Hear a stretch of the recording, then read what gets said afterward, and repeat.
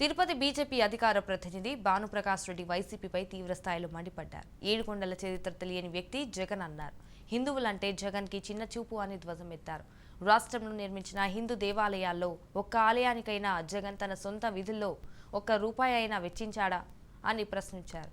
భూమన శ్రీవారి పుష్కరిణిలో మునగడం వల్ల పుష్కరిణి అపవిత్రమైందని మండిపడ్డారు.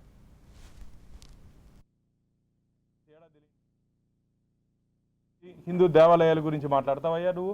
జగన్మోహన్ రెడ్డి నుంచి జోబీ నుంచి ఒక్క రూపాయి అన్నా తీసి హిందూ దేవాలయాలకి 5 సంవత్సరాల కాలంలో నువ్వేమన్నా డొనేషన్ ఇచ్చినావా? ఒక రసీదు చూపించమని చెప్పండి. నేను అందుకనే జగన్మోహన్ రెడ్డి గారికి 2 పుస్తకాలు పంపించాలనుకుంటున్నా. టీటీడీ వెంకటేశ్వర స్వామి చరిత్ర, ఆలియాబాయి చరిత్ర. కరుణాకర్ రెడ్డి ఒక నాస్తికుడు, పాత చొప్పియండి ఆ నల్లరాయిని కొడతారని చెప్పినటువంటి వ్యక్తి కరుణాకర్ రెడ్డి. అలాంటి వ్యక్తి నిన్న పోయి పుష్కరంలో మునిగి అఖిలాండం దగ్గరకు వచ్చి హారతిచ్చి అవన్నీ ఎందుకయ్యా డ్రామాలు? సత్యహరిశ్చంద్రుడు కూడా నీ చేష్టలు చూసి నివ్వెరపోయారు. అయ్యో నాకన్నా పోటీగా ఉన్నారని.